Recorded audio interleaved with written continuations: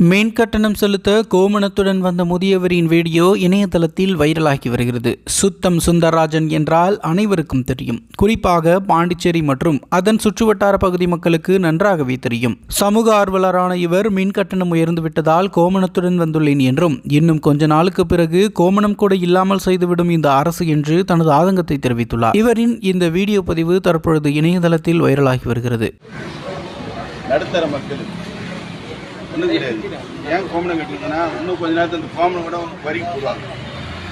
நடுத்தர மக்கள் எவ்வளோ அவசரப்படுறாங்க. கும்பலோட கரண்ட் பில் வந்து கட்டுறாங்க. மேலும் மேலும் கரண்ட் பில்லு ஏறப்போகுது. கரண்ட்டு மின்மயம் ஆகிட்டாங்க, தனியார் மயம் ஆகிட்டாங்க. வாழ்றதுக்கு தகுதி இல்லாமல் ஆகி போச்சு. கரண்ட் பில்லு 5000 ரூபா வாடகை இருக்கிறவங்களுக்கு 3000 ரூபா 4000 ரூபா வருது.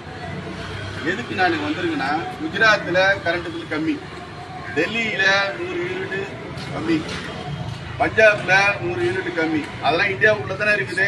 பாண்டிச்சேரி மட்டும் ஏன் இந்த மாதிரி இருக்குது? எல்லாரும் கட்டிட்டு போறோம், கும்பலோட இருக்கிறாங்க. யாராவது கேட்கறாங்களா? கேட்கல.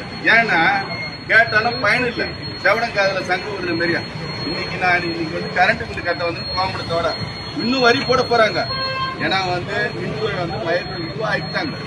ஏன் அந்த மாநிலத்திலாம் 100 யூனிட் நடுத்தர மக்களுக்கு கொடுக்குறத ஏன் நம்ம புதுச்சேரி மாநிலத்தில் கொடுக்க மாட்டாங்க? அதே மாதிரியா புதுசாக கரண்ட் வாங்குது, டெபாசிட் கட்டிருப்போம்ல. ஒருத்தன் 5000 10,000 கட்டுறது. அந்த டெபாசிட் காசுல எங்க போச்சு? அதனுடைய மக்களுடைய டெபாசிட் பணத்தை இன்ட்ரெஸ்ட் போட்டாலே இந்த கரண்ட்டுக்கெல்லாம் ஏற்ற வேண்டிய அவசியமே கிடையாது. கேட்டால் கரண்ட் வந்து மின்துறை வந்து ரொம்ப நஷ்டத்தில் போயிடுது. எல்லாருக்கும் குமுறல் இருக்குது.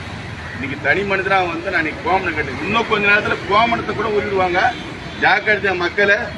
சுத்தம் சுந்தரராஜன், நன்றி, வணக்கம். மீண்டும் வருவோம்.